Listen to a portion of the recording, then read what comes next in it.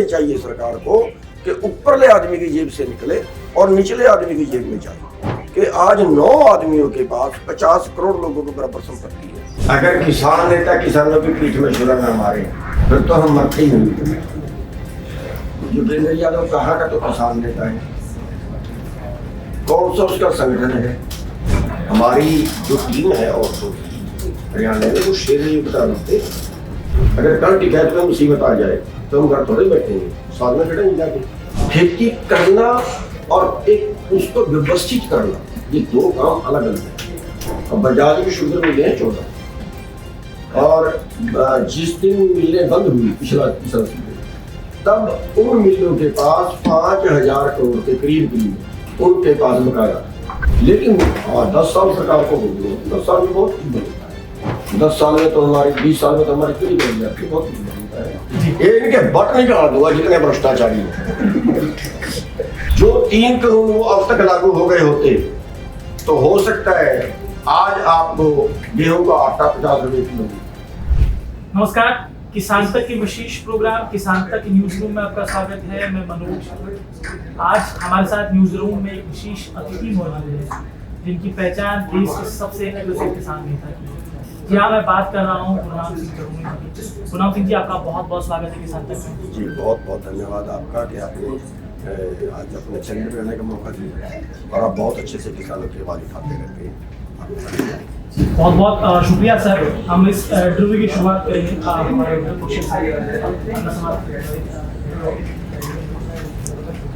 एक ताज़ा मामला है आंध्र प्रदेश से। ये है कि एमएसपी को कानून का रूप देने की बात कर रहे हैं कि अभी उसको एक बिल की तरह पास किया जाए। तो एक तो इस कदम को आप किस तरह से देखते हैं, और दूसरा कि इस तरह की पहल अगर मान लीजिए बीजेपी शासित राज्य अगर नहीं कर रहे, जो विपक्षी पार्टी जहाँ पे सत्ता में है, क्या उनको इस तरह की पहल नहीं करनी चाहिए? देखिए, वैसे तो हम देखें छत्तीसगढ़ में जो है वो एमएसपी से भी ज़्यादा दे रहे हैं वो धान पे, और तेलंगाना में भी सारा एमएसपी पे खरीद रहे हैं। लेकिन महाराष्ट्र सरकार ने किया है तो उनका धन्यवाद है, क्योंकि किसी ने तो पहल की। और एक बात इसके साथ में ये बता देना चाहता हूँ कि ये सेंट्रल गवर्नमेंट को कर देना चाहिए, क्योंकि एमएसपी जो है वो लागत मूल्य से कम है। बड़ी बात है, हरियाणा एग्रीकल्चर डिपार्टमेंट जो है उसका हमने आंकड़ा निकलवा के देखा है। उसकी लागत 2018-19 में शायद हमने निकलवाया था गेहूं का। उस वक्त गेहूं की जो लागत थी वो न्यूनतम समर्थन मूल्य से 300 रुपए ज्यादा थी। लागत ज्यादा, एमएसपी कम, और फिर वो एमएसपी भी ना मिले, न्यूनतम भी ना मिले, तो फिर हम कहाँ जाएंगे? और जो आंकड़े निकल के सामने आ रहे हैं, जिस दिन हम माननीय अमित शाह जी से मीटिंग करने गए थे तो उस दिन एक आंकड़ा निकल के सामने ये आया कि जितना हमें एमएसपी पे मिलना चाहिए उससे 4 लाख करोड़ हमें कम मिलता है पर साल। आंदोलन चलते के दौरान उनसे एक मीटिंग हुई, तो ये सीधा किसान की जेब पे डाका है। अगर एमएसपी की गारंटी मिले तो केवल 23 फसलों पे 4 लाख करोड़ किसान को और मिलेगा। और आज 33 किसान प्रतिदिन आत्महत्या करते हैं कर्जे में दब के, और जो एग्रीकल्चर लोन है वो करीब 8 लाख करोड़ के करीब है। तो 2 साल में ही हमारा पैसा वो पूरा हो जाता है। तो इस तरह से हमारा जो अधिकार है वो सरकार एक षड्यंत्र के तहत उसको मार रही है। बहुत बहुत शुक्रिया तरुणी जी। तरुणी जी, आप अपनी मांगों को लेकर फिर एक बार एक्टिव होते हुए दिख रहे हैं। नवंबर में आपने एक आंदोलन का ऐलान किया है, इन मांगों को लेकर फिर से किसानों को एकजुट कर रहे हैं। क्या एमएसपी का मुद्दा फिर से होगा? क्या योजना है आपकी? देखिए, उसमें एमएसपी है, उसमें कर्जा मुक्ति है। ये कर्जे में किसान ही क्यों मरे? कर्जे में आपने देखा होगा कोई अरबपति तो नहीं मरा।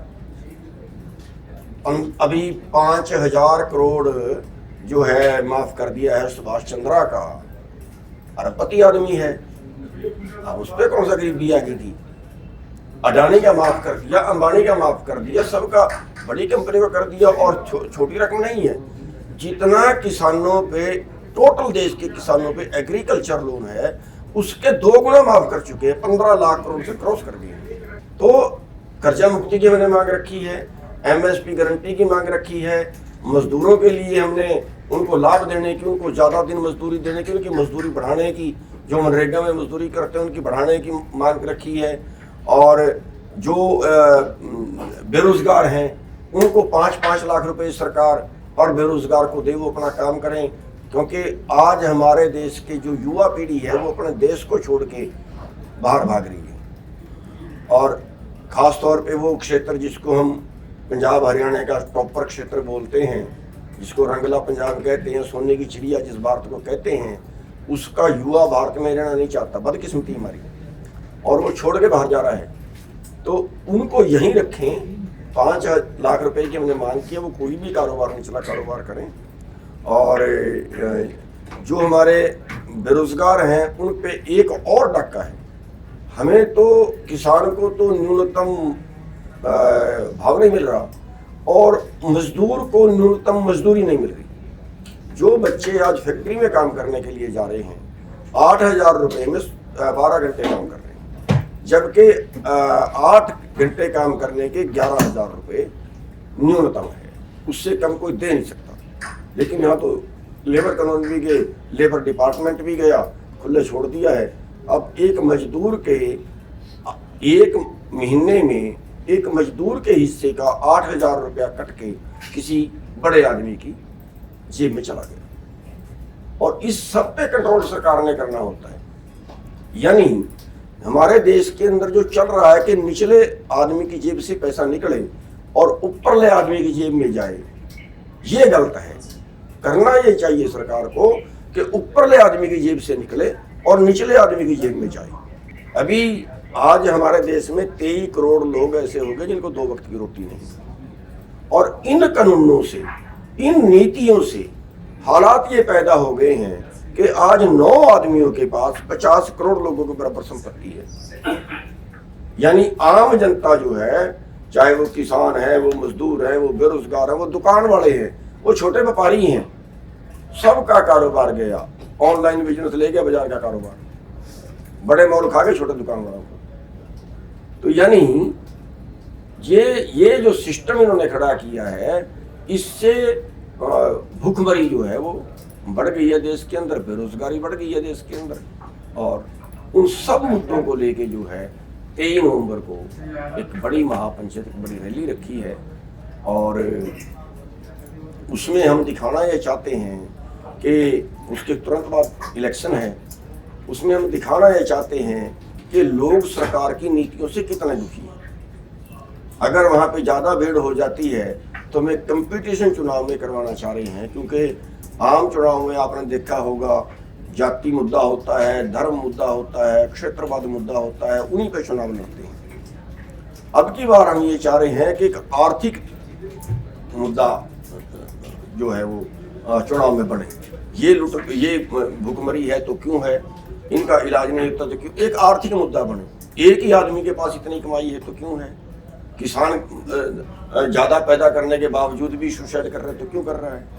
ये मुद्दा बनाने के लिए एक बड़ी रैली वहाँ पे रखी। बहुत बहुत शुक्रिया। आपने नीतियों की बात की, अगला सवाल नीतियों से जुड़ा हुआ लेते हैं। सुनील जी, आप खासतौर पे MSP की जो लीगल गारंटी है उस पर काफ़ी पहले से मुखर रहे हैं और लगातार हर रैली में आप अपनी ये मांग उठाते हैं। और साथ में बहुत कम ऐसे नेता हैं जो उसमें WTO की बात जोड़ते हैं, जिनसे MSP का भी लिंक है कि भाई कुछ उसके नॉर्म्स लागू होते हैं WTO की। और WTO के खिलाफ आपने आंदोलन छेड़ने का ऐलान किया, तो वो आंदोलन कैसे होगा और कैसे सरकार को मनवाएंगे कि WTO में जो नॉर्म्स हैं अभी MSP को लेकर के उसको बदला जाए और किसानों को फायदा मिले। वो लड़ाई क्या है और कैसे आगे बढ़ेगी? देखिए, जैसे मैंने आपको बताया है कि WTO में एक सबसे बड़ी शर्त ये है जो बड़ी गंभीर है, वो ये है कि उसमें ये लाइन लिखी है कि किसी देश की सरकार अपने देश के किसानों को वर्ल्ड मार्केट से ज़्यादा भाव नहीं दे सकती। ये बड़ी लाइन लिखी है और हमारे देश की सरकार उसमें शामिल है। जब हमारे देश की सरकार शामिल होगी तो इसको भी वो लाइन माननी पड़ेगी, और जब वो लाइन माननी पड़ेगी, इसमें अगली लाइन में लिखी है, अगर कोई सरकार जो है वो वर्ल्ड मार्केट से ज़्यादा भाव देती है तो ये आपत्तिजनक सब्सिडी समझी जाएगी, ये लाइन और लिखी है। तो इसलिए हमारी सरकार ये 3 कानून लाई थी, और WTO में अपने आकाओं को खुश करने के लिए जो है ये 3 कानून लाए गए, और लेकिन पूरे देश ने, सभी वर्गों ने, चाहे वो शहरी वर्ग था, चाहे वो ग्रामीण वर्ग था, मजदूर वर्ग था, सभी ने इसका विरोध किया, क्योंकि ये आंदोलन जो था वो केवल किसान का नहीं था, केवल पैदा करने वाले का नहीं था, खाने वाले के भी साथ में, क्योंकि इसमें स्टॉक सीमा की भी वो हद नहीं है, तो वो ब्लैक मेलिंग बढ़ती, खाने वाला का पड़ता। तो उससे एक बार ये तो वापस तो हुए हैं, लेकिन फिर भी उसको बैकडोर से कहीं ना कहीं लेके जाते। तो इसलिए WTO से बाहर आना भारत सरकार का जुर्म है, क्योंकि भारत की परिस्थितियां और है, अमेरिका की परिस्थितियां और है। भारत में 82% किसान 2.5 एकड़ से कम के मालिक है, और अमेरिका में जो छोटा किसान है वो भी 10 वर्ग किलोमीटर का मालिक है, और 50,000 एकड़ का मालिक भी है बड़ा किसान। तो 2.5 एकड़ का मालिक, तो 1 एकड़ वाला भी, तो वो इतने जो अमेरिका का मतलब एक वो तो ये कह लीजिए कि व्यापारी है, वहाँ तो खेती भी एक बिजनेस है, यहाँ खेती आजीविका है, ये फर्क है। इसलिए वहाँ और यहाँ का एक कानून नहीं होता, और इन्होंने एक बना दिया। अब इसका मतलब ये नहीं करता है कि हमें भारत के किसान को अमेरिका के किसान का मुकाबला करना पड़ेगा, वरना ये कहते हैं कि हम आपके गन्ने का भाव क्यों बढ़ाएं, हमें तो ब्राजील से चीनी सस्ती मिलती है, हम आपकी सरसों महंगी क्यों खरीदें, क्योंकि हमें तो मलेशिया से तेल सस्ता मिलता है, हम आपका मक्का महंगा क्यों खरीदें, हमें तो अमेरिका से सस्ता मिलता है। ये कारण है कि जो WTO है उसमें भारत का किसान किसी तरह मुकाबला नहीं कर सकता, और भारत के किसान का मतलब है। तो मुकाबला कैसे करेंगे WTO का? क्या उसके लिए भी कोई आपने कोई सरकार से मुलाकात की है, किसी प्रतिनिधि से सरकार से, कि इसको वापस लिया जाना चाहिए, उसमें किसान पिस रहे हैं हमारे? देखिए, ये तो पूरा आंदोलन जो है इसी मुद्दे पे था, और खूब मुलाकातें हुई, लेकिन हठ धर्मी राजहट है। और हमारे देश में एक जो बदकिस्मती है हमारे देश की जनता की, वो ये है कि यहाँ कोई भी पार्टी है, कोई भी नेता है, वो हर बार उसके दिमाग में एक बात रहती है कि आपका राज कैसे चलेगा, आपकी अगला राज कैसे आएगा, देश को मरवाने से आएगा, प्रॉपर्टी बेचने से आएगा, कत्ल कराने से आएगा, जातीय दंगे कराने से आएगा, धर्म के दंगे कराने से आएगा, जो करवाना हो वो करवा देते हैं अपने ही देश के विरुद्ध। अब दूसरी इसमें एक प्रॉब्लम ये है कि जो हम थोड़ा सा बड़ा लेवल पे सोचें, भारत में उसकी सरकार आती है जिसको अमेरिका चाहता है, इसलिए हमारे देश की सरकार अमेरिका को नाराज नहीं करना चाहती, भारत की जनता को नाराज कर देगी, अमेरिका को नाराज नहीं करना चाहती। इसलिए 3 कानून लेके आए कि अमेरिका खुश रहे, उसका व्यापार खुला चले, उसकी आमदनी, वहां के आमदनी। अब अमेरिका में क्या है, आदमी आबादी कम है और वहाँ जमीन ज्यादा है, उनको खाली छुटवाने के भी पैसे देने पड़ते हैं, सब्सिडी देनी पड़ती है, 3% केवल किसान वहाँ के, तो और सब्सिडी भी ज्यादा दे रही है। तो वहाँ का जो उत्पादन है, अब मान लिया कपास है उदाहरण के तौर पे, यहाँ पे हमने कपास बीजी तो वो एक उसका फूल चुगना पड़ेगा हाथ से, और अगर अमेरिका के किसान ने कपास बीजी तो वहाँ तो 5,000 एकड़ का एक ही प्लाट है, मशीन आएगी, एक ही बार में सबको इकट्ठा करेगी, बंडल बना के पीछे डाल देगी, जैसे हम प्राणी के बंडल डालते हैं, दूसरी मशीन आएगी उसको उठा के ले जाएगी। इसी से जुड़ा एक सवाल है, ये आप कह रहे हैं कि WTO में जो भारत ने साइन किया उससे किसानों को बहुत नुकसान हुआ, लेकिन तब की सरकार ने जब भी साइन हुआ तो सोचा समझा नहीं होगा इसमें कि हमारे किसानों को नुकसान होगा? क्या वो किसानों की ऐसी सरकार नहीं थी जिसने साइन किया? मैं ये कह रहा हूँ कि मैंने एक पार्टी का नाम नहीं लिया, मैंने कहा भारत के राजनेता इस नीति से काम करते हैं कि उनकी सरकार कैसे चलती रहे। भारत की जनता को तो वो किसी तरह भी बदल देंगे, लेकिन अमेरिका की जो नीति है उसके आगे उनके पास कोई जवाब नहीं है। उनके दबाव में आके वो बात मान लेते हैं, और ये WTO भी उन्हीं के दबाव में माना, और उन्हीं के दबाव में मानने से अपने देश का नुकसान कर रहे हैं। आप एक बड़ी सिंपल सी बात है, ये कहते हैं, अब हमारी एक बार बात हो रही थी, आनंद शर्मा थे मैनेजर, उनसे मिली और उन वहां बैठे बैठे बात चल गई, तो मैटर तो कोई और था कि भी बाहर जो है वर्ल्ड मार्केट में खाद्य तेल सस्ता हो गया, तो कहते हैं और बढ़िया हो गया, हम तो खरीदने वाले हैं, भारत का तो फायदा हो गया, हम खरीदने वाले हैं।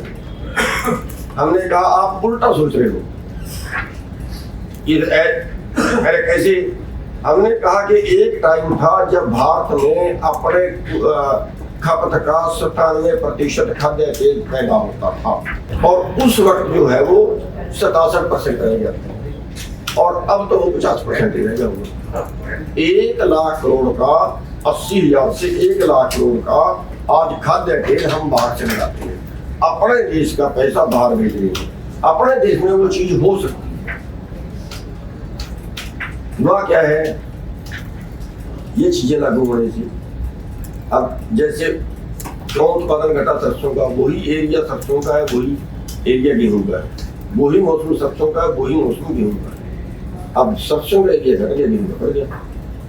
अब आप कई बार खबरें देखते हैं कि गेहूं के पास रखने की जगह नहीं है, बाहर पड़ी पड़ी खराब हो गई है, तो उसका बैलेंस बनाने का तरीका ये था कि सरसों का रेट बढ़ा, लेकिन सरसों का इसलिए नहीं बढ़ाते तो मलेशिया से कोई सस्ता तेल मिलता है, इसलिए देश में हमने खाद्यान्न तेलों की बात की। खाद्यान्न तेलों पर आपने एक बड़ा आंदोलन किया, फडणवीस जी, आपने जून में आंदोलन किया था सूरजमुखी को 72 मिनट तक लाने के लिए, उस आंदोलन के कारण आपको जेल भी जाना पड़ा, परंतु आंदोलन का प्रभाव क्या पड़ा? उससे सूरजमुखी के किसानों को जो करने वाले हैं उनकी दशा में कुछ सुधार हुआ है क्या? देखिए, दशा में तो अगर उनको ज्यादा पैसे मिलेंगे तो सुधार हो गए। अगर हम वो आंदोलन ना लड़ते तो 4,000 से नीचे बिकती MSP उसका 64 है, 4,000 से नीचे बिकती वर्ल्ड मार्केट के रेट पे।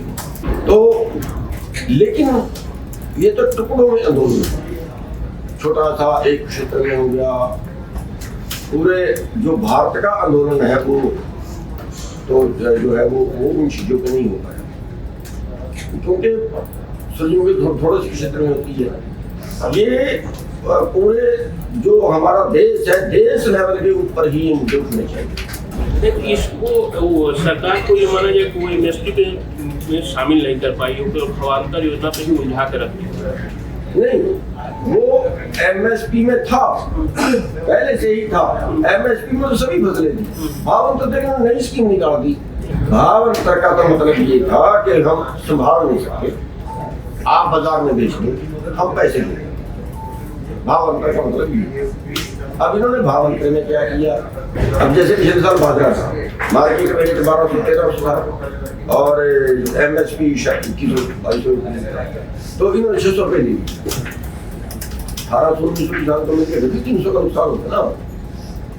आपने भावांतर पे इतना बड़ा आंदोलन किया, लेकिन आप ही के साथी जो किसान आंदोलन में थे, जो सबसे लंबा किसान आंदोलन चला इन कृषि कानूनों के खिलाफ, योगेंद्र यादव की मैं बात कर रहा हूँ, उन्होंने कहा कि भावांतर तो बहुत अच्छी स्कीम है। तो क्या आपस में आप लोगों का जो कोई कंसेंसस नहीं है कि किस मुद्दे पर हमें आगे बढ़ना है, किसका विरोध करना, किसका नहीं करना?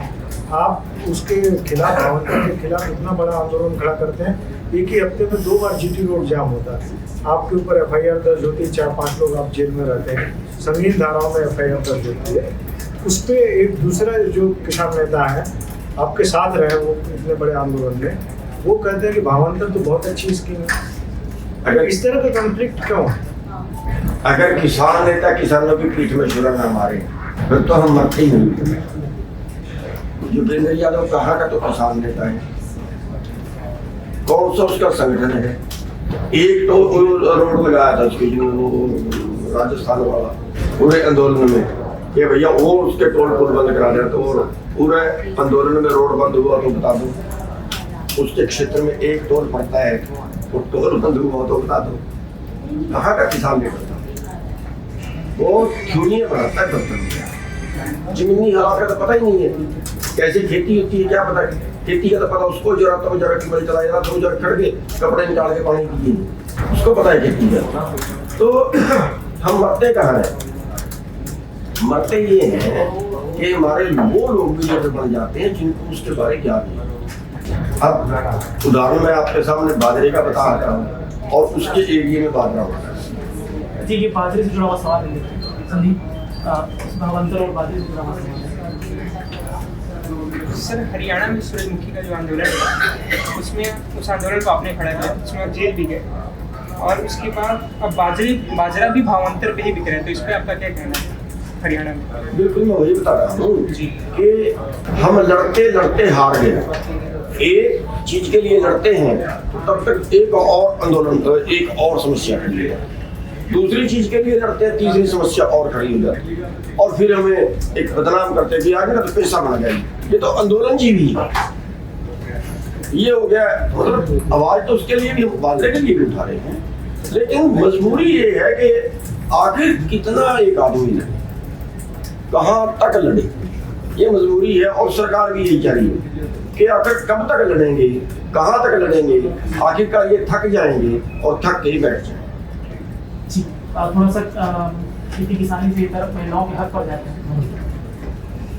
सत श्री अकाल सर, महिला आरक्षण बिल पास हुआ अभी मुंबई, उसके बाद तो जब अब महिलाओं को प्रतिनिधित्व मिलेगा ऐसी उम्मीद है, लेकिन जब किसानों की बात होती है तो हम यहाँ अपने चैनल में कोशिश करते हैं कि महिला किसान या पुरुष किसान ना बोले, किसान को किसान बोले। लेकिन एक सच्चाई ये है कि महिलाओं का खेती में बहुत योगदान है, लेकिन उनका प्रतिनिधित्व कहीं नहीं दिखता, ना तो एक किसान के तौर पे, और जब किसान नेतृत्व की बात आती है तब तो बिल्कुल नहीं दिखता। तो सवाल मेरा ये है कि क्यों है ऐसा, और क्या आपको दिखती है ऐसा कोई चेहरा जो एक महिला किसान नेता के रूप में आ सके और महिला किसानों की आवाज सामने रख सके, क्योंकि उनकी अपनी समस्याएं और भूमिका है। देखिए, नंबर एक बात तो हम तो पूरा आरक्षण देते हैं, आधा काम औरतों से कराते हैं। हाँ जी, आपके आंदोलन में तो हमने देखा। नहीं, खेत में भी आधा काम औरतों से कराते हैं, पर वो पहचान नहीं मिल पाती, हम तो आरक्षण नाम तो देते कभी हैं, पहचान नहीं मिल रही। अब दूसरी बात ये है कि आंदोलनों में हमारी औरतों की टीम जो है बहुत मजबूत टीम है। आप जो है सुनील हुड्डा जी को जानते होंगे, और पीछे हिसार में जो उसी दौरान हिसार में घटना हुई क्या जाने 100 डंडे पड़े हुए, 100 डंडे, लेकिन भारी नहीं। हमारी जो टीम है औरतों की हरियाणा में, वो शेर नहीं बता रखते, तो और हम मान सम्मान भी समझे रहते हैं। जैसे कहीं पे जाना है, कहीं पे बोलना है, कहीं पे किसी अधिकारी को मिलना है, वहाँ भी देते और देना चाहिए। और बल्कि मैं तो ये कहता हूँ, अगर मेरी बात लोग मान लें कि आंदोलन ही औरतों को लड़ना चाहिए, क्योंकि ये ना जड़े हैं ना पुरुष। अगर औरतें ज्यादा आंदोलन में आ जाए ना, सरकार के पास कोई नहीं। पर क्या रास्ता है औरतों के लिए इतना साफ कि वो आ सके मंच पे और प्रतिनिधित्व कर सके किसी भी आंदोलन का? रास्ते बड़े मुश्किल लगते हैं। नहीं, रास्ते बड़े मुश्किल नहीं है, वहाँ तो सारे रास्ते हैं, लेकिन कई जगह ये जरूर होता है कि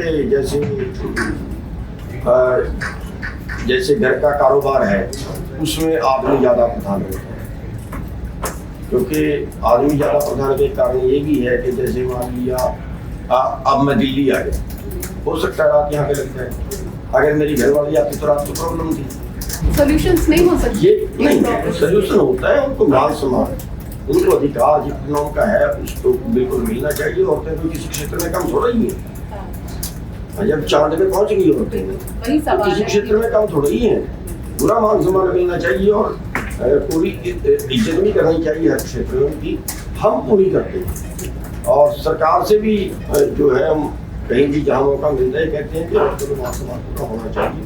अभी जो आरक्षण की बात कर रहे हैं तो मेरे को लगता नहीं, मेरे को तो लगता तो ये है कि शायद वोट लेने के लिए उन्होंने किया है, इसी इलेक्शन में भी दे पाएंगे, लगने लगा। हम लौटते हैं जी आपके पास। एक सवाल और है जी, आपसे एक सवाल और लेना है। हम थोड़ा सा इस विषयांतर होते हैं। अब खाटी किसान आंदोलन की पृष्ठभूमि में जाने की कोशिश करते हैं। 3 कृषि कानूनों के खिलाफ जो किसान आंदोलन हुआ, कहा जाता है कि उसकी जो मजबूत नींव है वो आप ही ने रखी। 10 सितंबर 2020 को पीपली मंडी में आपके नेतृत्व में महापंचायत बुलाई गई, वहाँ लाठीचार्ज हुआ। उसके बाद अम्बाला में तय हुआ कि दिल्ली कूच हो। हम वो कहानी जानना चाहेंगे कि आखिरकार वो कहानी क्या है, क्योंकि उस दौरान हमने देखा कि सबसे ज़्यादा टकराव भी हरियाणा सरकार का आप ही से हुआ। पूरी कहानी एक बार विस्तार से आप बताएं। देखिए, वैसे तो ये आंदोलन जो था ना, ये हमारा किया हुआ नहीं था, ये खुदा और खुदी के बीच का टकराव था। क्योंकि रोटी जो है परमात्मा ने सबको देनी है, सब जीवों को देनी है। और सरकार ने कानून ये बना दिए थे कि रोटी जो है वो कंपनियों के गोदामों में बंद रही।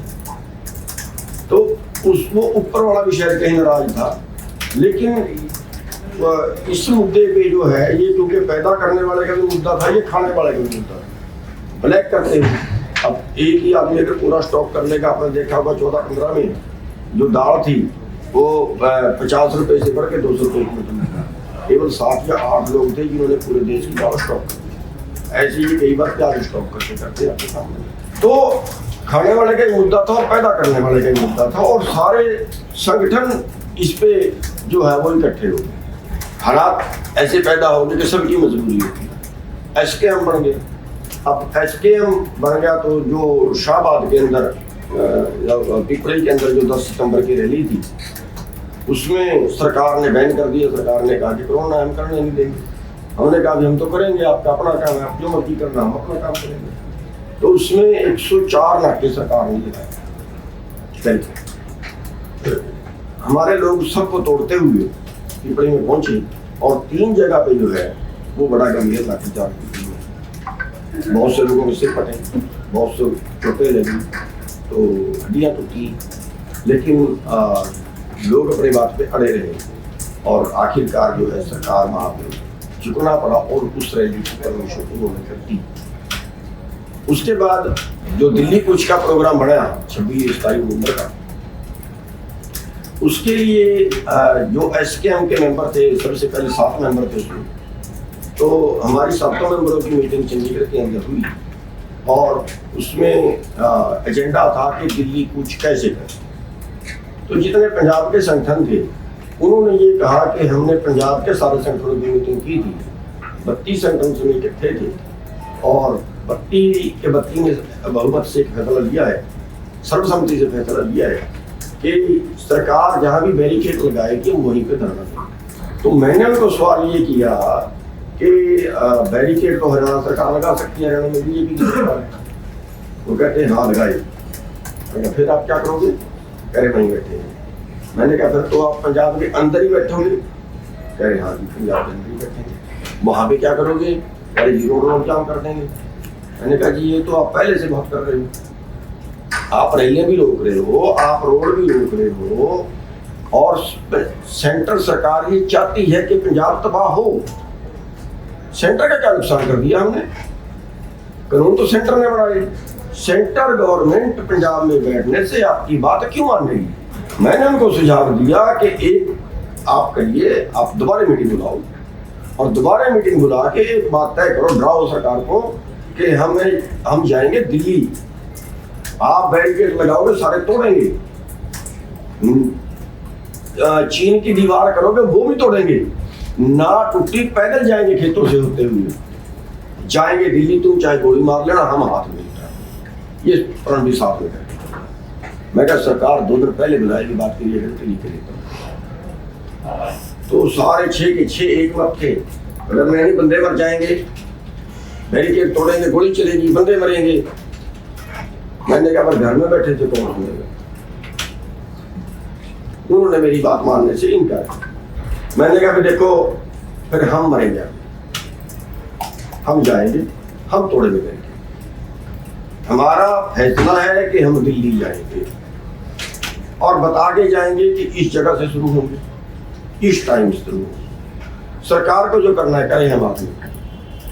तो हमने वो पहली जगह अम्बाड़ा में दी, घोड़ा मंडी के पास, वहाँ उनकी तरफ से पुरुष। तो हमारे काफ़ी लोग अरेस्ट भी करे, मैं भी बस वो बाड़ बच गया। तो वहाँ हमारे लोग भी पहुँच गए, चाहे खेतों से होकर पहुँचे, किसी तरह से होकर पहुँचे, पुलिस भी पहुँच गई और उन्होंने बैरिकेड लगाया। सारे कष्ट के बाद ये कहा कि हम आपको आगे नहीं जाने देंगे। हमने कहा ठीक है जी, आपका अपना काम है, आप अपना करिए, हम अपना करेंगे। हम वहाँ पे कामयाब वो बैरिकेड तोड़ देंगे और वो जो है वो वीडियो सोशल मीडिया है वायरल होगी। उसके अगला बैरिकेड उन्होंने शाबाश क्रॉस करके पुल के ऊपर लगा दिया और पुल के ऊपर लगाने में उन्होंने ये कहा कि ये तो बैरिकेड किसी हालत में नहीं तोड़ देंगे, किसी हालत में टूटेगा, हमने इतना मजबूत बैरिकेड लगाया।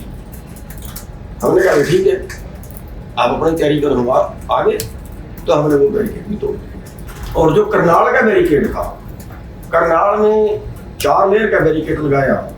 पहले डंपर नदी के नहर के ऊपर डंपर भर के लगाए बजरी के, उसके आगे उन्होंने पत्थर के बैरिकेड लगाया, उसके आगे उन्होंने लोहे का बैरिकेड लगाया, उसके आगे फोर्स चौकड़ी मार के बैठ गई सड़क पे कई लिया। तो हमने अपने आदमियों का मेरा उठाओ को जब भी पापा गए तो वो काफी कसम का सुई जब भी पाया उधर किया, थोड़ी थोड़ी गाड़ी आगे बढ़ाई और वो फोर्स को हमने हटा दिया, बाकी बैरिकेड तो तोड़ दिए। लेकिन अब वो डंपर में जाके तो प्रॉब्लम थी, उसके तो ब्रेक लॉक हो गए, बैटरी उन्होंने निकाल ली, बैटरी उन्होंने उतार ली। अब उनका तो कोई चारा नहीं है, क्या करे। लेकिन परमात्मा ने हेल्प की। एक लड़का आया, उसने बोला कि मैं इनकी सबकी प्रेशर लीक कर दूँगा। फिर क्या ब्रेक फेल हो जाएंगे, लगेंगे बस। मैं याद जल्दी कर, उसने तो बेचारे 15 मिनट लगाए सर, वो नीचे बढ़ते उसके गाड़ी के और उनका प्रेशर लीक कर दिया। हमने धक्का मारे आगे पीछे 2.5 घंटे में लोगों करके तोड़। अब ये सारे सीन जब पंजाब वालों ने देखे तो पंजाब का युवा उभर गया, उनका खून उबाला खा गया। तो नेता तो बैठ गए बैरिकेड से पीछे जहां इन्होंने सीमा पे बैरिकेड लगाया और लोग बैरिकेड तोड़ के आगे। अब उन नेताओं को साथ में उठ के आना पड़ा, क्योंकि नहीं तो वो कल्ले रह जाते कितने बैठे। और जब लोग आगे नेता को उठ के आना पड़ा तो उनको मेरे पे बहुत क्रोध आया कि इसने जो है हमारी भी बेइज्जती करवा दी।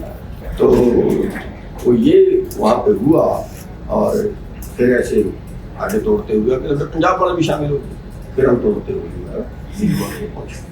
मतलब कुल जमा सिंघू बॉर्डर तक पहुंचने में आपकी भूमिका बड़ी अहम रही।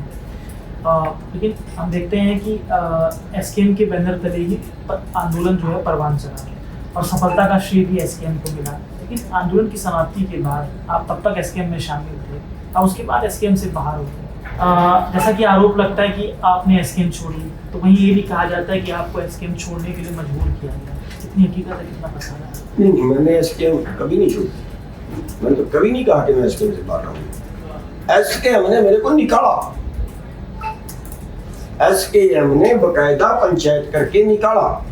उन्होंने ये कहा कि इसने पंजाब, आपको एक ध्यान होगा आंदोलन चलते के दौरान इन्होंने पूरी एसकेएम ने ये फैसला लिया कि मीटिंग में बात चली कि यूपी में मिशन उत्तर प्रदेश चलाएंगे। तो मैंने वहाँ उनका ये कहा कि मिशन उत्तर प्रदेश में अभी 9 महीने बाकी है इलेक्शन में। क्या आप सरकार को 9 महीने का टाइम देना चाह रहे हो? कि अभी 9 महीने तो कुछ नहीं करेंगे, जब चुनाव आएगा तब हम मिशन उत्तर प्रदेश चलाएंगे। क्या आप 9 महीने का टाइम देना चाह रहे हो सरकार को? क्या हम 9 महीने यही बैठेंगे? क्या आप ढील देना चाह रहे हो उसमें? इस बात में बहुत बहस हुई, लेकिन उन्होंने कहा मिशन उत्तर प्रदेश चलाएंगे। तो वो मेरे मन मुताबिक नहीं था और मेरे मन में एक आया, मैं कहा चल मैंने एक वीडियो बनाई और उसमें ये कहा कि मिशन उत्तर प्रदेश की बजाय फिर मिशन पंजाब चलाओ। अगर इलेक्शन में पंगा करना है तो फिर मिशन उत्तर प्रदेश की बजाय मिशन पंजाब चलाओ। पंजाब में सारी पार्टियों को भगाओ, किसान राज लाओ, किसान राज आएगा फिर जो मर्जी कर लेना। उस मेरी वीडियो के ऊपर आपके ध्यान हो तो मेरे को 1 हफ्ते के लिए एसकेएम से बाहर निकाला। फिर जब चुनाव आया, मैंने उस वक्त भी जिस दिन मेरे को बाहर निकाला, मैंने ये कहा कि मेरा स्टैंड पक्का, चाहे आप हफ्ते के लिए निकालो, चाहे परमानेंट निकालो, हफ्ते की छितर निकाल देना, मेरा स्टैंड पक्का, हम पंजाब में चुनाव में हिस्सा लेंगे। और फिर उसके बाद क्या हुआ, मेरे को निकालने के बाद फिर राज्यपाल वगैरह जो थे, जब आंदोलन खत्म हुआ, फिर इनके दिमाग में भी बात मेरी बड़ी बैठी, इन्होंने फिर पार किया। लेकिन कुछ लोग ऐसे थे जो कहीं ना कहीं सरकार के साथ मिले हुए थे, या उनको ये कहीं था कि अगर ये राजनीति में चलेंगे तो हम तो छोटे हो जाएंगे,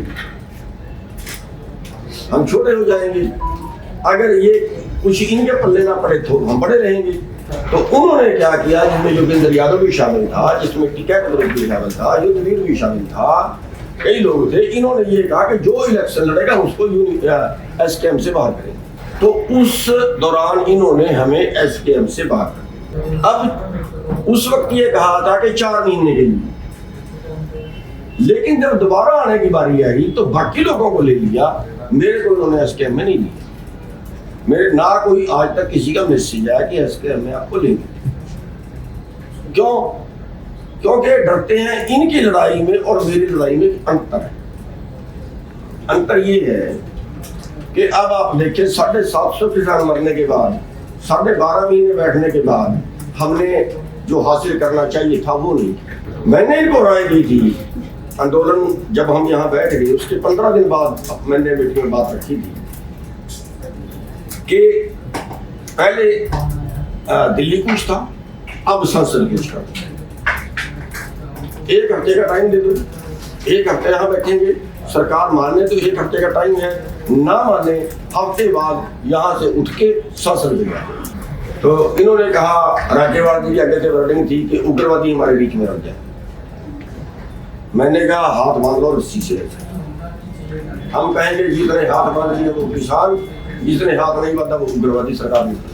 और अगर फिर भी आपको ये डर है कि कोई सुद्दे में पिस्तौल ले रहा होगा तो कमीज और निकाल दो, और हम हाथ नहीं उठाएंगे, रस्सी से हाथ बांधेंगे, हम हाथ नहीं उठाएंगे। अगर फिर भी पुलिस हमें मारेगी तो फिर दुनिया देखे। उनकी वर्डिंग के किसी के बच्चे मरवाने हैं। मैंने कहा नहीं, किसी के बच्चे क्यों मरवाने, सबसे पहले लीडर प्रधान आगे होंगे, मरेंगे तो पहले प्रधान मरेंगे। उन्होंने मेरी बात को नकार दिया। अगर हम शास्त्र घेरते उस बात को, फिर उन्होंने एक बार मेरी वहाँ पे प्रधान भी आई, और मैंने फिर जिस दिन संसद चलना था फिर संसद पूछ कर करवा दिया 6 महीने बाद। उस बात को उन्होंने उसकी अगली मीटिंग में रख के फिर वो किसान संसद करवाए, वो नकल। उससे क्या फर्क पड़ा? 2 बसों में कैद करके लिया है, वहाँ पे दोनों तरफ लगाए, वहाँ पे आप कुरुक्षेत्र की धरती से हैं, वो धरती थोड़ी अलग है, लड़ाकों की धरती है, तो आपकी विचारधारा कुछ और होगी। कई सारे लोगों से मतभेद, किसान नेताओं से मतभेद रहे, लेकिन एक मतभेद जिसकी चर्चा काफ़ी होती है वो राकेश टिकैत के साथ है। काफ़ी मतभेद आपके लोग बातचीत करते हैं और कहीं ना कहीं कुछ न कुछ तो होगा, इसलिए बात होती है। लेकिन जब जून में जब आप जेल गए तो राकेश टिकैत गए और 3 दिन तक टिके रहे, उसके बाद कोई आप लोगों की बातचीत हुई, कुछ बर्फ पिघली कि एक साथ बैठे या नहीं बैठे कभी?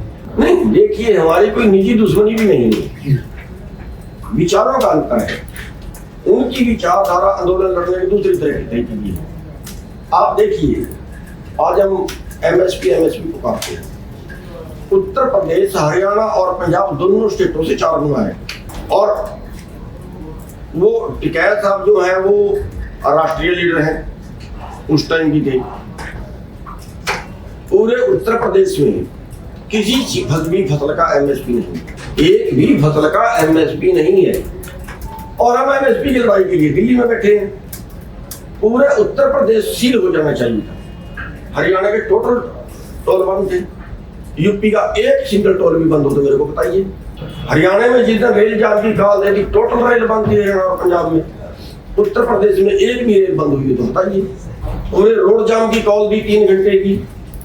पूरे देश में रोड जाम हुए, हरियाणा और पंजाब में तो बिल्कुल मतलब सील था सब कुछ। और टिकैत साहब ने बयान दिया कि यूपी और उत्तराखंड में रोड बंद नहीं होंगे।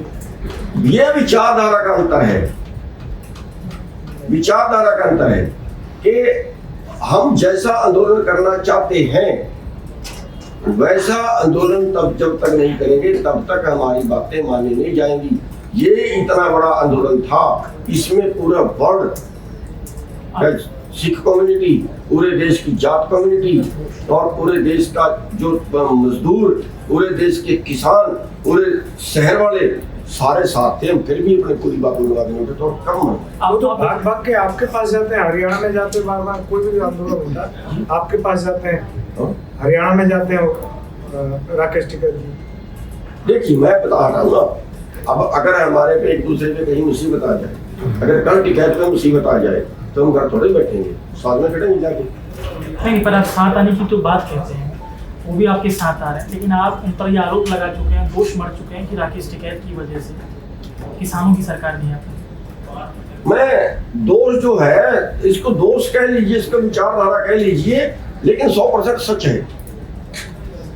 अगर SKM दिल्ली से जब वापिस गए तब ये फैसला करके उठता कि हमारे इतना सब कुछ करने के बाद भी हमारी पूरी बात नहीं मानी गई, हमारी MSP वाली बात नहीं मानी गई और हमारे जो बाकी मुद्दे हैं लास्ट में बातचीत नहीं करेगी, बिना बातचीत के उठाए गए। ध्यान होगा आपके, हम भी अनाउंसमेंट में उठे, हमारी बैठ के बातचीत सरकार से हुई। अब सरकार ने की नहीं, इनकार कर दिया कर थे। ऐसे हालात में हमारे पास क्या चारा है? ऐसे हालात में हमारे पास एक चारा है, क्योंकि राज्य से ही सब कुछ चलता है। पंजाब से इन सारी पार्टियों को भगाएंगे, पंजाब में किसान राज लाएंगे, सारा SKM पंजाब में जाएगा, पूरे के पूरे SKM लीडर पंजाब में जाएंगे और पंजाब के जो है लोगों को खड़े करेंगे, अपना राज लाएंगे, किसान राज लाएंगे। अगर पंजाब में किसान राज आता, हर आंदोलन से राजनीति निकली, आप इतिहास उतारिए, ये पहला आंदोलन है जिससे राजनीति नहीं निकली और जिससे किसान राजनीति निकली। किसान केंद्र बनना था, अभी किसान राजनीतिक नीति में आज तक किसान केंद्र नहीं बना, लेकिन अगर पंजाब में पूरा SKM जाके आंदोलन लड़ता, इलेक्शन लड़ता, तो आज केंद्र में जो है किसान जो है वो केंद्र बिंदु होता चुनाव में।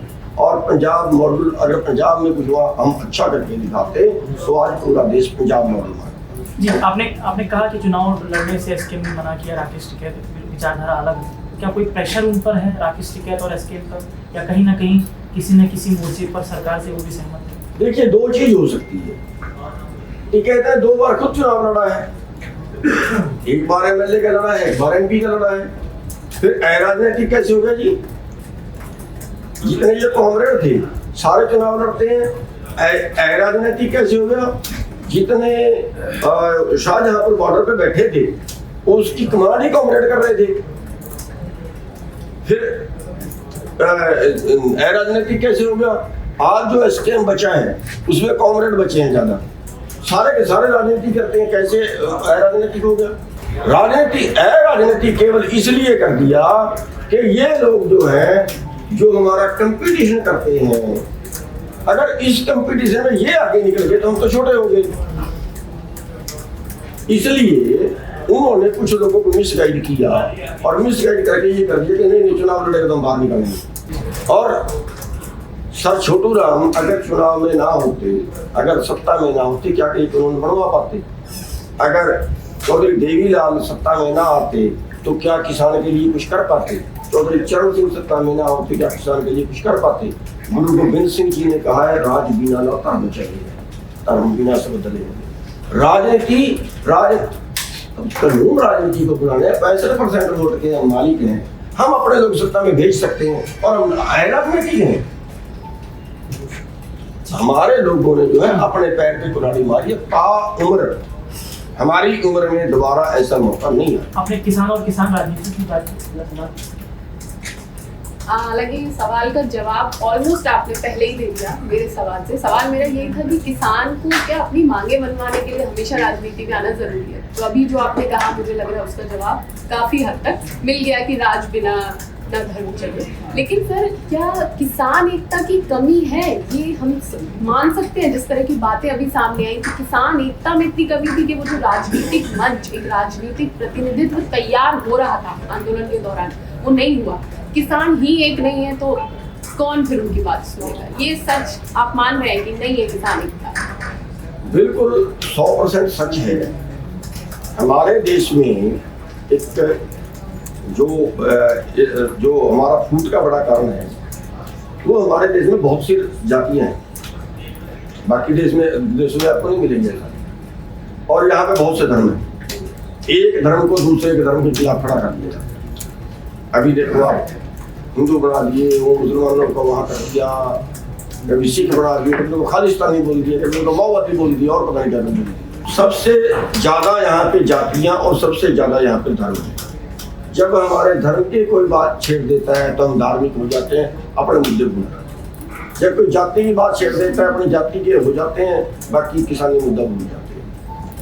एक और दूसरा जो है हमारे देश में एक जो जलन है दूसरे से वो बहुत ज्यादा ये पूरे देश में है। तो एक कहावत है कि मेरी चाहे एक फूट जाए लेकिन पड़ोसी की 2 फूट जानी चाहिए। अब मैं उसकी कहावत सुनाऊंगा तो टाइम लगेगा। ये यहाँ की प्रवृत्ति है। किसानों के बीच भी यही है, जबकि किसान एक जैसे हैं, मांगे एक जैसी, पर एक नहीं है। बिल्कुल आप ठीक कह रहे हैं कि हमारे में वहाँ आगे एकता नहीं होती जहाँ आगे ये हो कि 10 लोग हैं, हमारे 10 संगठन है, यार एक बड़ा चौधरी बन जाएगा बस फिर हम बर्दाश्त नहीं करते। ये बड़ा चौधरी कैसे बन जाएगा फिर उसकी टाइम। अच्छा, ये तो हुई अपने आप को राजनीति में लाने की बात कि किसान है, उनकी मांग है तो किसान प्रतिनिधित्व में आए तो मांगे पूरी होगी, जो नहीं हो पाया अभी तक। दूसरी बात ये है कि जो राजनीतिक पार्टियां हैं अभी प्रतिनिधित्व में, बीजेपी है या कहीं कांग्रेस है, तो आपको लगता है ये जो पार्टियां हैं कोई भी एक भी पार्टी ऐसी नहीं है जो किसान हितैषी रही हो या हो सकती हो या कुछ कर रही हो? कोई पार्टी किसानों के लिए काम नहीं कर रही, आप मानते हैं इस बात को? अब दूसरी बीमारी ये है कि हमारे यहाँ पैसे वाला चुनाव जीतता है। मैं लाडवे से खड़ गया था, मेरे पास 100 टेलीफोन आए कि हमारी 10 वोट है और यहाँ 2 व्यक्ति दबी हुई। हमारी यहाँ पे हमारा जो मोहल्ला है, मैं उसका चौधरी हूँ, हमारी 50 वोट है, बताओ कितने पैसे देंगे? मेरे पास तो है नहीं। लेकिन अगर मेरे पास पैसे होते या जो मेरे मुकाबले में खड़ा था उसके पास तो थे, या जो ये खड़ते हैं 5-5 करोड़ खर्चते हैं, 10-10 करोड़ 20-20 करोड़ खर्चते हैं, सारी सुविधा देते हैं उनको, तो फिर वोट तो पैसे वाले पे पड़ेगी, बिना पैसे वाले पे तो नहीं पड़ेगी। जब पैसे वाले पे वोट पड़ेगी, जब एक आदमी 10 करोड़ रुपए एक चुनाव पे खर्चेगा तो हमने उन पे आसान थोड़ी किया फिर जनता ने। जब मैंने दारू पी के वोट डाली फिर मैं उसके पास काम को जाऊंगा तो मैं क्या कह सकता हूँ उसको? मैं 2 जवाब दूंगा। एक तो यहाँ जो पैसा खर्चेगा फिर वो कमाएगा भी, मांगा नहीं फिरेगा। एक बीमारी है यहाँ। और दूसरी बीमारी यहाँ पे है, एक यहाँ लोकतंत्र नहीं है, यहाँ पार्टी तंत्र है। मेरी बात कड़वी है, समझ लेना, पूरा देश समझ ले। यहाँ लोकतंत्र नहीं है, यहाँ पार्टी तंत्र है। यहाँ हर नेता अपने पार्टी का जो अलग मान है उसकी चमचागिरी करता है, तो उसको पार्टी से टिकट लेनी है। अगर पार्टी टिकट देगी तो वो एमएलए एमपी बनेगा, और अगर पार्टी टिकट नहीं देगी तो वो एमपी एमएलए नहीं बनेगा। इसलिए वो अपनी पार्टी का बात मानेगा, अपनी पार्टी की नीतियों को मानेगा। उसको पता है कि मेरे हलके में मेरे किसान दुखी हैं, उनकी बात नहीं कर सकता। करेगा तो उसकी पार्टी के आका ने, जिसने उसको परेशान किया हुआ है, जो अमेरिका की पॉलिसी पे चल रहा है, वो उसके आगे अपनी बात को खुल के नहीं रख सकता। तीसरी चीज, हमारे देश में पैसे से सत्ता और सत्ता से पैसा। आज हमारे देश के आधे अरबपति जो बड़ी कंपनियों के मालिक हैं, देश के उनमें वो सारे करीब जो है राज्यसभा के मेंबर हैं। अगर राज्यसभा के मेंबर वो हैं और जो बड़ी उनकी पार्टी है जिसमें वो शामिल हुए, जितने उनको MP बनाया, उसको उन्होंने सैकड़ों करोड़ चंदा भी दिया। वो उनकी पार्टी चलाते हैं, पैसे भी फंडिंग करते हैं। जब वो पैसे की फंडिंग करते हैं तो कानून उनके लिए बनते हैं, जनता के लिए कानून नहीं बनते। ये बीमारियां इकट्ठी होके आज हालत ये हो गया है कि देश का टोटल खजाना, देश के टोटल कानून पूंजीपतियों के लिए हैं, आम जनता उनका भोजन। ठीक, मतलब यही था फिर सवाल कि वो जवाब एग्जैक्टली नहीं मिला कि बीजेपी और कांग्रेस किसी ने भी किसानों के लिए काम नहीं किया।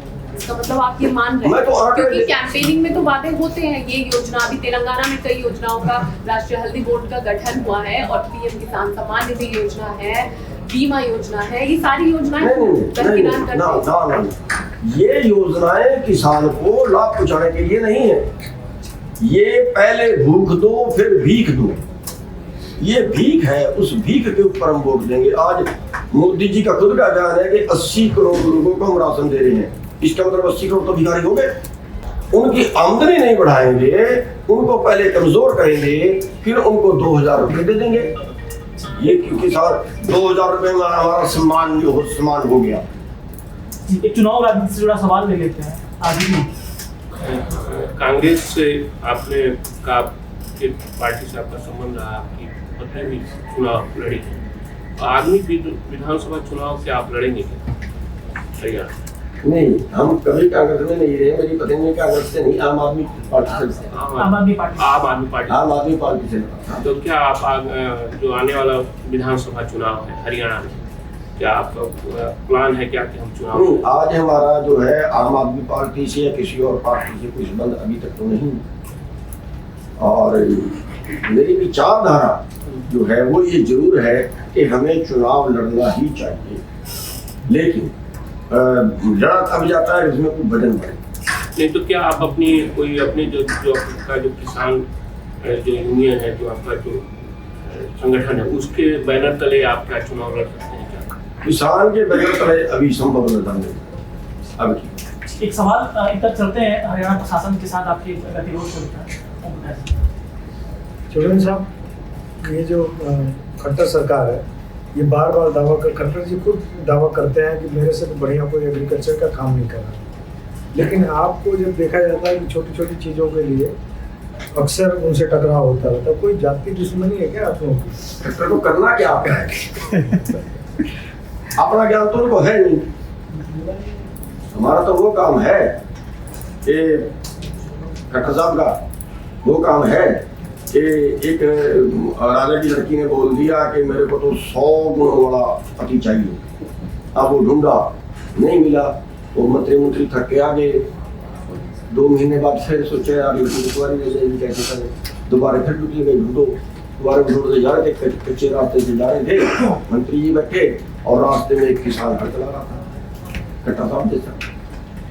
अब उसने पूछा उनको, प्यास लगी उनको, उन्होंने कहा इस किसान के पास पानी होगा, चले यार पानी पी। तो उन्होंने छाया थी वहाँ बैठ गए और उसको किसान को कहा क्या आपके पास पानी होगा, पानी पिला दो। कह रहे जहाँ लस्सी है लस्सी भी है, लस्सी पिला दी।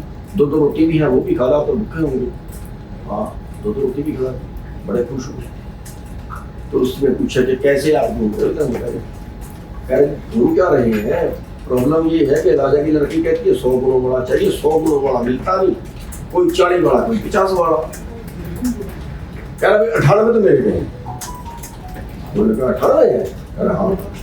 कह रहा फिर लड़की से बात कर। जाके लड़की से बात करी, लड़की को बता के 98 वाला तो मिलता है, इससे ऊपर नहीं मिलेगा, अब बाकी तो सोच लो। उसने कहा चल कोई बात नहीं, मैं सारे जानती हूँ, 2 मैं सिखा दूंगी। अब वो शादी होगी। वो लड़की कहती है पहले तो ये बताओ 2 गुण कौन से नहीं है तेरे में? कह रहा एक तो मेरे पे आता कुछ नहीं। लड़की हमारा मत्थे पे हाथ, क्या उसने सोचा चलो तो शादी तो होगी, क्या करेंगे? चल कोई बात नहीं, मैं सिखाऊंगी, मेरे में 100 गुण है, मैं सिखा दूंगी, कोई बात नहीं। वो कहता है तू दूसरा बता कि दूसरा क्या नहीं है? कह रहा किसी का सिखाया मैं सीखता नहीं। अब वो खट्टर साहब है, आप उनको पता नहीं दूसरे का सिखाया सीखते नहीं। हम कहते रहे हमारे से हम बता देते हैं जो करने वाला है कराना। ये तो मैं आपसे नहीं पूछता, ये तो मैं उससे पूछूंगा जो उनका प्रिंसिपल सेक्रेटरी है, क्या बोलते हैं उसको, बस मिसगाइड करते हैं, अधिकारी मिसगाइड करते हैं, मिसगाइड होते हैं। अब जब तक वो पब्लिक की बात में नहीं जाएंगे, पब्लिक की सुनेंगे नहीं, जब तक वो अपने सोर्सों से पता नहीं करेंगे, तब तक तो ये अधिकारी तो छूटेंगे ना उनको। किसी भी कहीं किसी भी स्टेज पर के पानी क्या बोल देते हैं, जमीनी ज्ञान है नहीं। वो खुद कहते हैं, कई बार सोशल मीडिया पर उन्होंने डाला है खेत में काम करते हुए कि मैं भी किसान हूँ, रोहतक का रहने वाला हूँ और मैंने किसानी की है। आप लोगों को विश्वास नहीं होता वो किसान है? जरूर खेती की होगी, जरूर खेती की होगी, हम उससे इनकार नहीं करते, लेकिन खेती करना और एक उसको व्यवस्थित करना, ये दो काम अलग अलग है। खेती तो जो हमारे खेत में काम करने वाले वो खुद करते हैं, लेकिन अगर उसको गद्दी पे बिठा दिया जाए, क्या वो वर्ल्ड लेवल की जो व्यवस्था है, वो स्टेट लेवल की जो व्यवस्था है, वो कर पाएगा? वो नहीं करने जाती उससे। इसी तरह पर गन्ना राजनीति पर आता है प्रोफेसर जी। गन्ना जो मुख्य रूप से उत्तर प्रदेश में होता है, हरियाणा पंजाब में होता है, जहाँ पे लगभग जो गन्ने की खेती होती है लगभग लागत खर्च लगभग एक ही बराबर होता है। परंतु आप देखेंगे पंजाब में 380 रुपये क्विंटल, 372 रुपये हरियाणा में, परंतु उत्तर प्रदेश में 350 रुपये। तो क्या माने कि उत्तर प्रदेश के किसानों के साथ जो किसान नेता है वो उस तरह उनकी मांगों को, उनकी डिमांड को नहीं रख पाते हैं जैसे कि हरियाणा और पंजाब में रख पाते हैं? देखिए, हरियाणा में पिछले साल पंजाब ने 20 रुपये बढ़ाया था, हरियाणा से 20 रुपये ज़्यादा का हो गया। और फिर हमने हरियाणा में आंदोलन किया था, हरियाणा की मंडी बंद कर रही थी, 6 दिन बंद हो गई, 10 रुपये बढ़ा दिया था। और बढ़ा तो वो ज़्यादा भी देते, हमारी मांग तो ज़्यादा भी थी, लेकिन हमारे ही कुछ बीच के आदमी दूसरे ग्रुप के तो सरकार से मिली ही, और फिर हमें 10 रुपये नहीं फैसला करना, लेकिन फिर भी हमने 10 तो दबा दी। यूपी में तो 50 रुपये था, हरियाणा में 62 रुपये था, 362, यूपी में 350 रुपये था। यूपी में कोई आंदोलन नहीं है, और आंदोलन तो हुआ ही नहीं, रेट तो बढ़ा ही नहीं, रेट तो 350 है ही, उसके बावजूद पेमेंट नहीं होती। जो और ज्यादा बड़ी बात है वो ये है कि उनकी पेमेंट नहीं होती। उत्तर प्रदेश में पेमेंट नहीं होती, तो क्या इसमें गन्ना कर किसान नेताओं का रोल यहाँ पर कम हो रहा है क्या? केवल कि मैं मानूं कि किसान नेता उस समय आते हैं कि जब उनको अपनी पहुंच, अपनी राजनीतिक पहचान बनानी हो, तो किसान की समस्याओं के साथ नहीं जुड़ पाते हैं। आप देखिए, बिल्कुल मैं भी आपकी बात से सहमत हुई हूँ, तो इस बात पे हैरान भी कि अगर यूपी में बड़े बड़े किसान संगठन हैं और उस सारे के बावजूद जो वहाँ की पेमेंट है उसका ये बुरा हाल है कि बजाज की शुगर मिलें हैं 14, और जिस दिन मिलें बंद हुई पिछला सीजन, तब उन मिलों के पास 5000 करोड़ के करीब उनके पास बकाया था, 5000 करोड़। और दूसरी तरफ बजाज फाइनेंस है, उधर किसानों का पैसा मारा और उधर उसको ब्याज पे दिया, और ब्याज पे दे के भी हालत ये है, मेरे भतीजे ने मोबाइल ले लिया, फाइनेंस करा लिया, तो उनका सारा किस्तें उतार के फिर टेलीफोन आज 5500 रुपये और दो, वरना मुकदमा दर्ज होगा, 5500 और दिए, फिर 2400 रुपये का और आएगा, वरना तो आपका खाता खराब होगा। ये और रूप थे उस, जब वहां का 5000 करोड़ बकाया था, 5000 करोड़ का अगर आप 1% के ब्याज भी लगाए तो एक महीने का 50 करोड़ बनता है, एक साल का 600 करोड़ हो गया। और अब मेरी बात और ज्यादा कड़वी है, और वो ये है कि अगर वो उस 600 करोड़ का 1% भी हमारे किसान लीडरों को दे दें तो कोई नहीं बोलेगा। और मेरे को ये डाउट है कि क्यों वहां आंदोलन नहीं होता। जो बोलता है इसका मतलब उसका कहीं ना कहीं समूह में कुछ ठोस देना।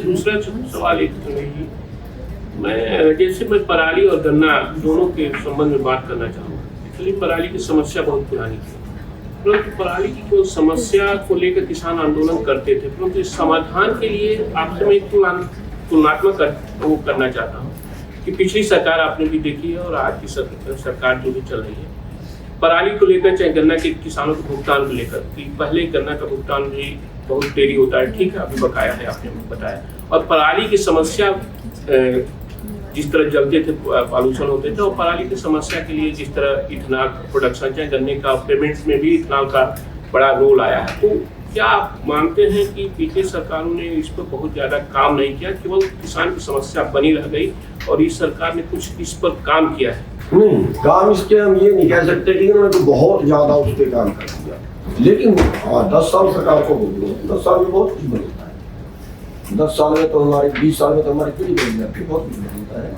अब उसके साथ साथ जितना कुछ बदलाव तो आता है, ये कुछ सुविधा मिली भी है, जैसे वो पराली के बंडल बनाने की, मशीनों की, इथेनॉल भी बनने जा रहे हैं आपके नहीं, एक पॉलिसी जो बननी चाहिए जिसकी जरूरत है, शुगर मिल की और पराली की, इन चीजों की जहाँ तक बात है।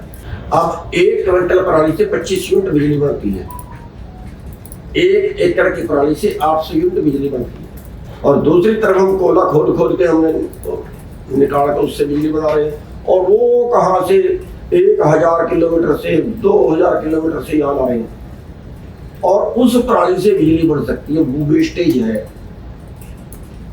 लेकिन बीमारी कहाँ है? सब शुगर मिलों में प्लांट लग सकते हैं, हर प्लांट लगे हुए पहले, बिजली बनाने के प्लांट हर शुगर मिल में पहले हैं, आपने बिजली शुगर मिल खुद बनाती है, उसमें थोड़ी सी अमेंडमेंट करके उसको पराली पे भी वो बनाए, और वो तब चले जब शुगर मिल नहीं चल रही। जब शुगर मिल चलती है तब वो खोई से बिजली बनाती है, गन्ने की वेस्टेज से, और जब मिल बंद हो जाए तब वो पराली से बनाए। सिर्फ ये है कि उनको पराली महंगी पड़ती है, पराली से बिजली बनानी महंगी पड़ती है, लेकिन मैं ये कहता हूँ कि वो फ्री है, क्योंकि वो हमारा वेस्ट मटीरियल है। हम उसको महंगी सस्ती ना देखें, हमारा वेस्ट मटीरियल है, और प्रदूषण रुकेगा, बिजली फ्री मिलेगी, बिजली उससे पैदा होगी। तो अब ये उसमें जो सुविधा देनी चाहिए वो नहीं देती। उदाहरण के तौर पे नारायणगढ़ शुगर मिल है, नारायणगढ़ शुगर मिल ने 15 मेगावाट का प्लांट लगा दिया पराली बनाने, और पराली बिजली, लेकिन हरियाणा सरकार ने कहा कि नहीं, 10 मेगावाट के तो हम खरीदेंगे, 15 मेगावाट वाले हम नहीं खरीदेंगे। हमारी तो पॉलिसी है कि 10 मेगावाट का लगाना चाहिए पराली का, 15 मेगावाट का नहीं लगाना चाहिए। क्योंकि अगर कोई 40 मेगावाट का लगा ले और पराली बिजली बनाए तो क्या हो गया?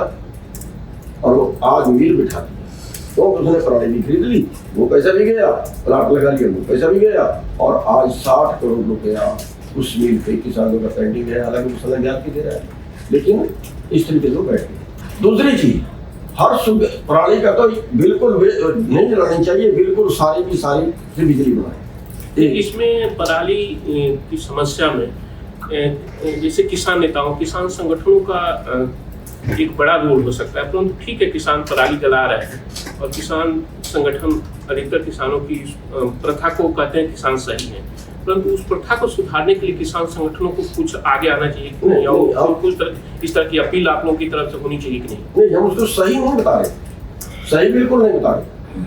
हम ये कह रहे हैं कि सरकार डंडे से बंद मत करे, डंडे से बंद मत कराए कि तेरे को जुर्माना लगेगा, डंडे से मत कराए, उसको पॉलिसी और समझाना, दो चीजें।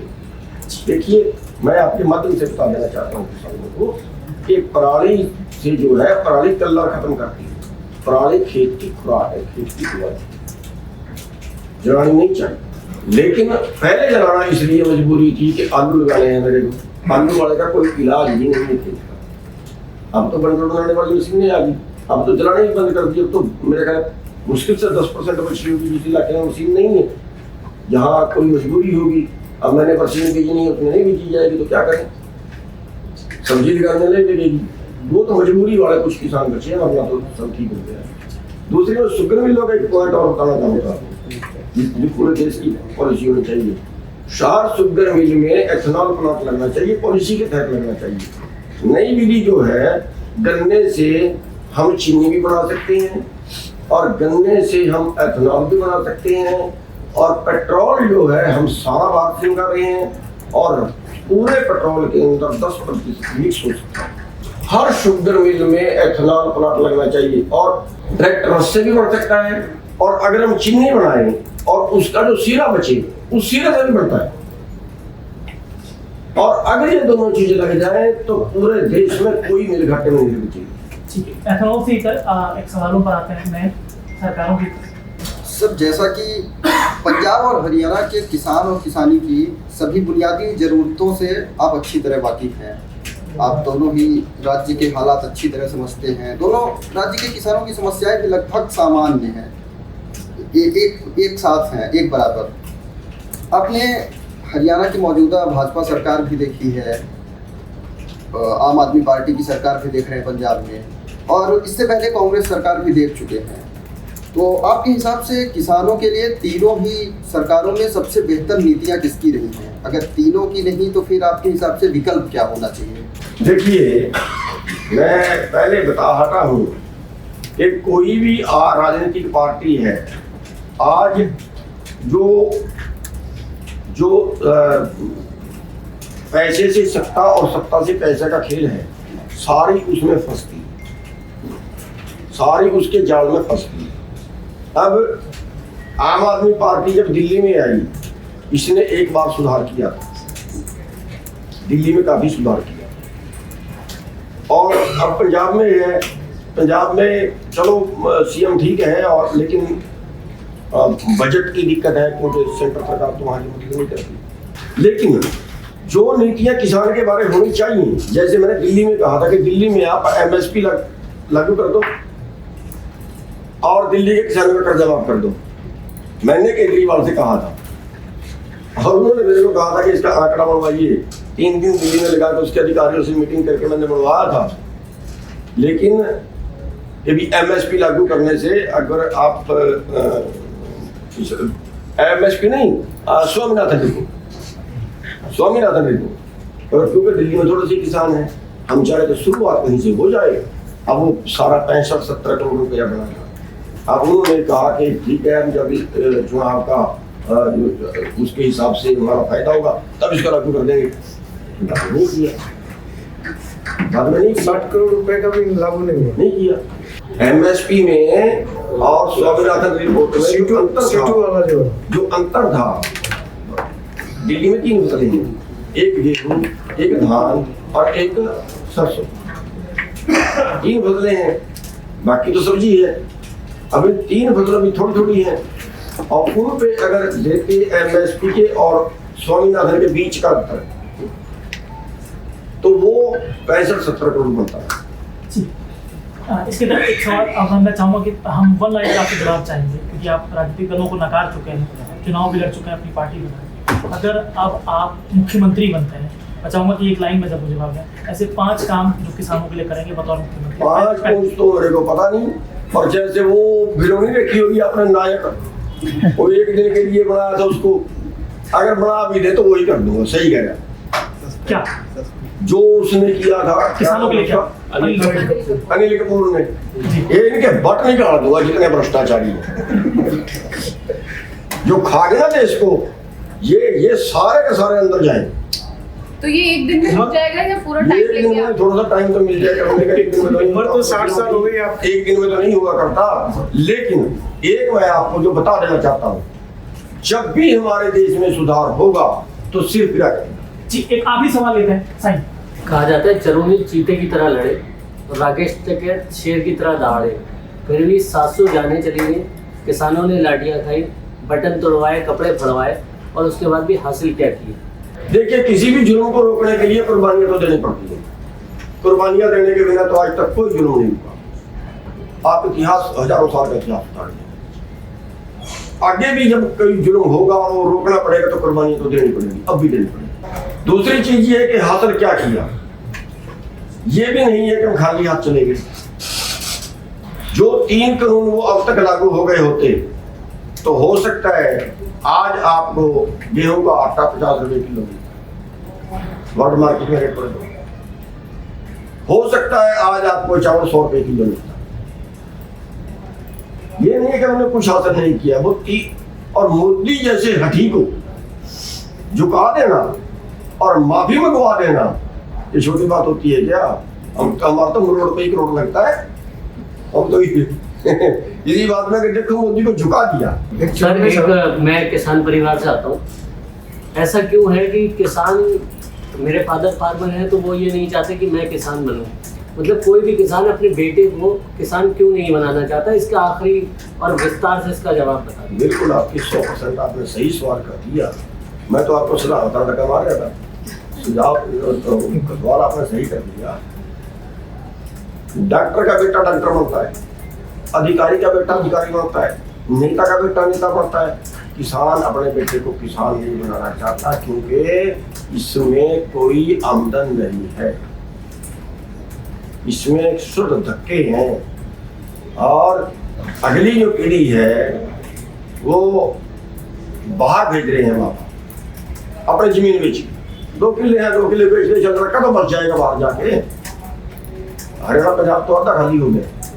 तो इसलिए नहीं बनाना चाहता क्योंकि खेती मुनाफे का धंधा नहीं, इसलिए किसान अपने बेटे को किसान नहीं बनाना चाहता, क्योंकि बच्चों का तो सबको। एक चौधरी साहब, आपने किसी मीटिंग में बोला था कि जो आमतौर पे हरा रंग होता है किसानों की पहचान होती है, रंग बदलने के लिए कि अब हमारा ये कलर होगा, पगड़ी का कलर अलग होगा, गमछे का कलर अलग होगा उनसे, हरे को छोड़ने के पीछे का क्या मकसद है? क्या कोई उसका टारगेट है दूसरा? नहीं, हरे को छोड़ नहीं लगे, हरा रंग तो चुकाने का भी था। नहीं, आपने ऑफिशियली घोषणा की थी किसी में? हाँ, मैं बता रहा हूँ, हरा रंग तो चुकाने किसान का हरा रंग, किसान खेती करता है इसलिए खेती हरी होती है। लेकिन अगर उसको अपना अधिकार लेना है, फिर वो ज्यादा उत्पादन उसे नहीं मिलेगा, फिर उसको लड़ना पड़ेगा अपना अधिकार लेने के लिए। और जो लड़ने का रंग है, जो कुर्बानियां देने का रंग है, वो केसरी है। इसलिए हमने अपने संगठन को ये कहा है कि आप अपना केसरी रंग पहनिए। क्यों? आप हमारा संगठन के, मैं जिसको वर्कर को अपने साथ में लाता हूँ उसको पहले कहता हूँ भैया गुमराह मत होना, आपको जेल जाना पड़ सकता है, आपको लटकना, आपके ऊपर कुछ भी हो सकता है, मुकदमे दर्ज होंगे, दिक्कतें आएंगी। अगर वो दिक्कतें झेल सकता है तो हमारे साथ जुड़ना, अगर दिक्कतें नहीं झेल सकता तो फिर भैया आप बाहर से सपोर्ट करते हो। ऑफिशियली आपके संगठन का जो कलर होगा, पगड़ी का, गमछे का, जो भी है, वो केसरी रंग होगा। केसरी रंग, पगड़ी का खास तौर पर केसरी रंग होगा, और जो गमछा है उसको भी हम कहते हैं किस पे बात। अब समापन की तरफ बढ़ेंगे सर। आप 60 साल पार कर चुके हैं, ठीक है, इस उम्र में ये एंग्री ओल्ड मैन वाली कहाँ से इतना चुस्ते का? तो मेरी तो कोई गुणवत्ता नहीं है, तो ऊपर वाले की देन है, और ऊपर वाला जब तो कुछ सेवा करवाता रहेगा, जैसा गुणवत्ता रहेगा सर। कुछ तो डाइट चाइट के टिप्स हमें दे दो, हम तो इतनी उम्र नहीं हुई पर ऐसे ही यूज रहते हैं।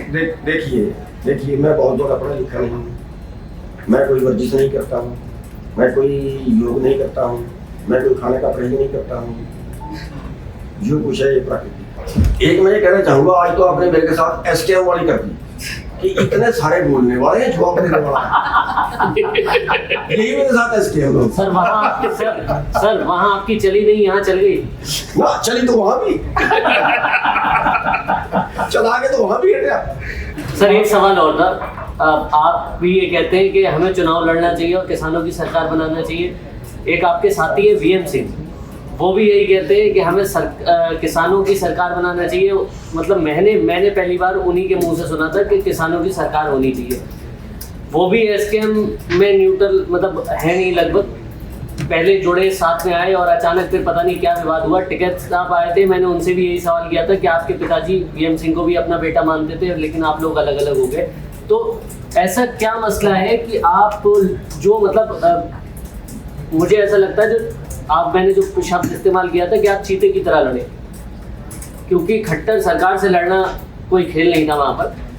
आप लोग अलग अलग कैसे हो गए कि सब अलग अलग बढ़ते चले गए? फिर जिनके मतलब आप लोगों की सोच एक है कि हमें चुनाव लड़ना चाहिए, उसके बावजूद ऐसा क्या हुआ, क्या रहा बीच में कि आप सब लोग अलग अलग हुए, और इसका कितना बड़ा नुकसान हुआ? आंदोलन को नुकसान तो सर इससे हुआ है, देखिए आपको मानना पड़ेगा। बिल्कुल आपका सही है, और आपकी जानकारी के लिए बता दूं कि जो SKM बना है और जो 26 तारीख दिल्ली कूच था, ये इनकी एक पहले कमेटी थी KIS, उसके तहत इन्होंने प्रोग्राम रखा था 26-27 दिल्ली का, और मेरे को राज्यपाल को फिर उस मीटिंग में बाद में इन्होंने बुला लिया रखने का प्रोग्राम रखने के बाद। ये सुझाव मैंने ही दिया था कि SKM बुला, संयुक्त किसान मोर्चा बुला लो, तब सारे आएंगे वरना नहीं आएंगे। और फिर वो उसी दिन वो बन गया था, और उसका सबसे पहले दिन उसके 5 मेंबर बने थे, एक VM सिंह, एक राजू शेट्टी, एक गुरनाम सिंह, एक राज्यपाल और एक योगेंद्र यादव। लेकिन जब गलती कर गया VM सिंह, उसको कहना बीच में कोरोना हो गया, फिर वो गलती ये कर गया, उसने अपने आप छोड़ दिया। उसको या तो ये लगा कि मेरी पूरा कंट्रोल नहीं रहेगा, शायद ऐसा तो उसके मन में था कि तेरा ही कंट्रोल रहना चाहिए, और फिर उसको ये लगा कि तेरा कंट्रोल नहीं रहेगा, और या फिर उसको ये लगा कि जो हमने कर दिया है दिल्ली कुछवाड़ा अब वो ओवर कंट्रोल होगा, ऐसा उसको नजर आ गया है। तो उसने पहले तो उसने छोड़ दिया दोनों ने, और उसकी जगह पे ये दर्शन पाल आ गया, कांगन मौला आ गया, और फिर उसके बाद जो उसने गलती करती वो ये करती कि आंदोलन के 2 दिन पहले, 3 दिन पहले उसने ये कहा कि देखो मेरे को कोरोना हो गया था और मैं अब यहाँ पे रहने का, रोटी का इंतजाम नहीं कर पाऊंगा, कैसे रहेंगे, कहाँ रहेंगे, इसलिए अपने मन को सिद्ध कर दूँ, उससे उसका नेगेटिविटी चली गई। लेकिन उसकी ये विचारधारा कि चुनाव लड़ना चाहिए और वहीं से सारा कुछ चलेगा, हम उसको गलत आदमी नहीं मानते, क्योंकि अब वो जो है किसानों के लिए काम कर रहे हैं, घर से पैसे खर्च भी कर रहे हैं, ये नहीं है कि किसी बदनीयत से कर रहे हैं, घर से पैसे खर्च भी कर रहे हैं। लेकिन ये विचारधारा उसकी ठीक है, लेकिन उसका भी वजन नहीं बना, चला नहीं पाया। एक बार वो MLA बना था, अब तब उसके पास मौका था कि वो ऐसा कुछ करके दिखा दे कि सरकार को उसकी बात मानने के लिए मजबूर होना पड़े, ऐसा कुछ करके दिखा दे। अगर हम किसी को सैंपल दिखाएंगे तो दुनिया माने। मैं आपको एक उदाहरण दे दूं, मैं शुगर मिल का डायरेक्टर बन गया था 1995 में, और मैं भूल गया कि मैं डायरेक्टर हूँ। मेरे याद था कि तू किसान है, और बहुत लड़ा। आज उस वक्त की पॉलिसियां बनी हुई सारे देश में लागू है, पर्चियां बिकती थी। आज एक मिल में पर्ची बिकती, आपको पहले पता है कि आपके पास किस दिन कौन से नंबर की पर्ची आएगी। पेमेंट किसी की कोई ले जाता था, अब ले जाके दिखा दे, ठीक है। अब जब उसके अगला चुनाव आया तो पूरी चौटाला सरकार एक तरफ थी और गुरनाम सिंह सिंगल फेस एक तरफ था। बूथ कैप्चरिंग की 1000 जाली वोट डालने वाले लाए, 400 पुलिस वाले लगाए, 2 DSP लगाए बूथ कैप्चरिंग करने के लिए। अगर ये काम ना करते तो उनके पास, पूरी सरकार के पास 10 वोट थी, गुरनाम सिंह के पास 90 वोट थी। 90 और 10 का अंतर था। इतना सारा कुछ करने के बावजूद भी जब लास्ट में जाके गिनी तो 212 वोटें गुरनाम सिंह की फिर बढ़ गई। फिर दोबारा बस्ते खोले, फिर दोबारा जाली पाई। जब करके दिखा देना आदमी तो फिर लोग मानते हैं, सैंपल दिखाना पड़ता है। जी बहुत बहुत शुक्रिया हमारे साथ गुरनाम सिंह। यहाँ भी देखा, और पूरी उम्मीद है कि इसी एग्रेशन के साथ आप किसानों के मुद्दों को लेकर मुखर रहेंगे। बहुत बहुत शुक्रिया किसान तक के न्यूज़ रूम में आपका आने का। आपका पूरे चैनल का सभी का धन्यवाद, ये आपने यहाँ पे आने का मौका दिया, और किसानों की बात बहुत अच्छी तरीके से किसानों तक पहुँचाई। अगर ये वीडियो आपको पसंद आया है तो इसे लाइक ज़रूर करें। अगर चैनल अभी तक सब्सक्राइब नहीं किया है तो कर लें, और नोटिफिकेशन पाने के लिए बेल आइकन भी दबा दें।